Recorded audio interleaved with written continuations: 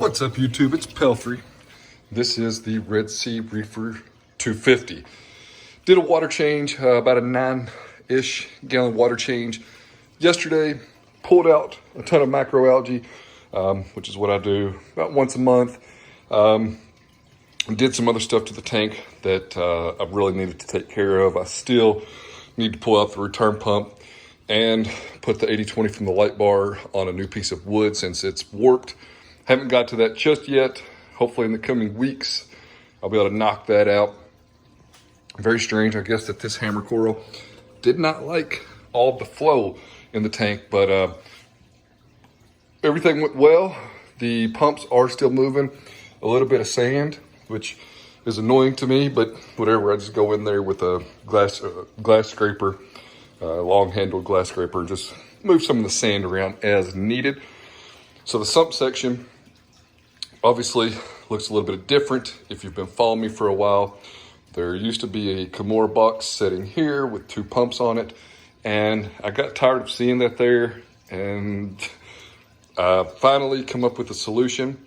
And what you saw at the beginning of the video was, this is a Tunze pump. I believe it's a 6055. I bought a Tunze wave box a long time ago, probably over a year ago or so. And I never could get the wave box to work. I don't know what it is, but I could not get it to produce a wave. So I took the pump out of the wave box. The pump and the controller work fine. So I threw it in the skimmer section, which I just have live rock in here, just to keep it semi-clean. It does pulse, and that's kind of annoying, but I have it shoved up against the acrylic and the rock pretty good. So the noise when the doors are shut, it doesn't make any noise. Now, obviously it is pushing water over this baffle a little bit faster now. So there is some sound there, but again, with the doors shut, you can't hear it. But I do have a chaeto pump down here in the return chamber because that's where I drop the food, and I want to make sure that that stuff gets moved around and sucked into the return pump. Did pull, this is an Octo Aquatics filter floss tray with a magnet, and it normally sits right here, but I pulled it out yesterday, gave it a little cleaning. Not my best work, but got it cleaned up a little bit. And I don't run filter floss that often, so I just figured I'd put it here to kind of store it. So again, there used to be a Kamoer box that one of the pumps came in, sitting here, and I had both pumps sitting there since probably, I guess, November, December, something like that. But I got tired of it being there. Every time I had to pull out one of the Kalk containers, it just didn't work out for me. And I remembered I had some 80/20 laying around. So I built a little stand for the pumps to sit on, and it works out perfect. The pumps are actually, these pumps are unique in the fact that you can run multiple pumps off of one power outlet, and that's why I wanted them both together.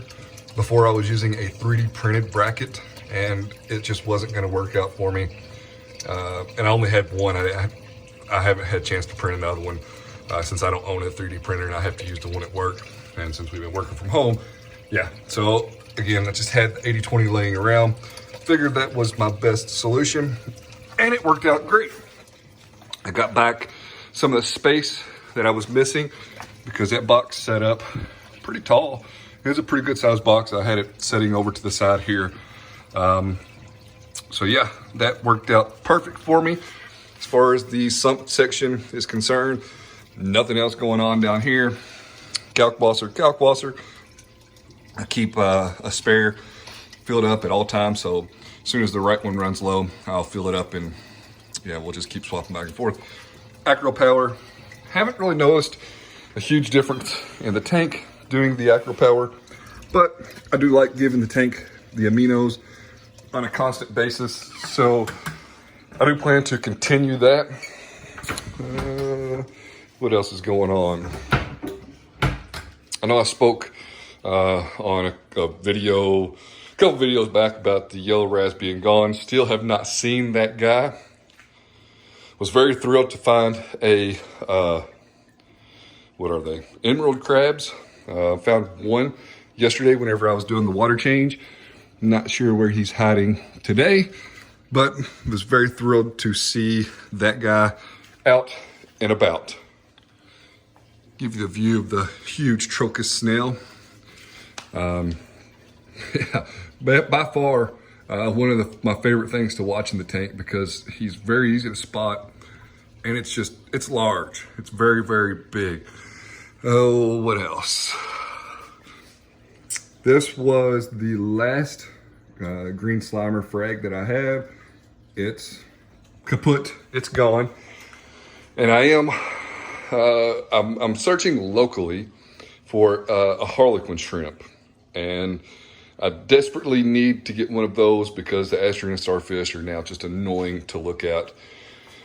A small population of them doesn't bother me, and if they stay on the rocks, that doesn't bother me either. But as soon as they start to get on the glass and they just go everywhere, all over the glass, that annoys me.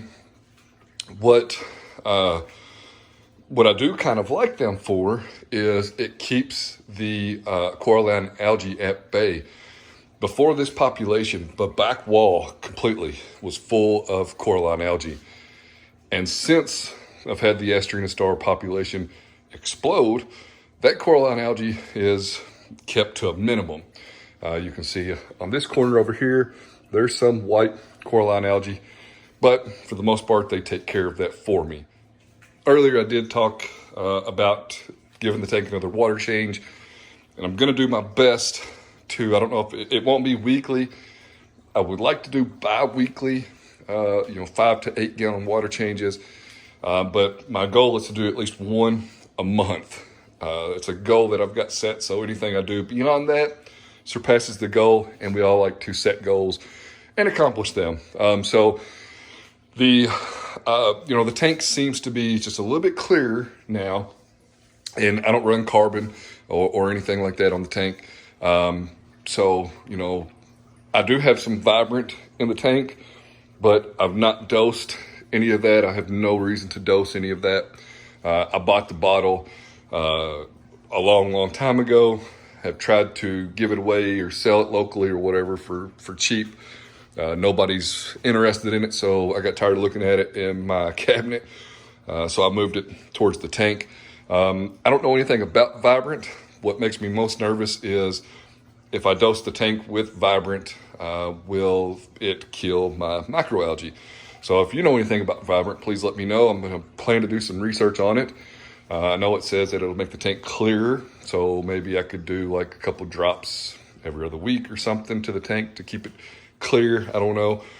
Just let me know what your thoughts are on vibrant below. I do have some dry goods coming for the tank. Nothing that I want to test out or anything like that. It's just stuff that I need for the tank. So nothing else exciting going on with the tank at the moment. So anyway, I appreciate you following along. Be sure to check me out on Instagram at Pelfrey's Reef. Check out the website at pelfrey.net, and I'll catch you on the next one.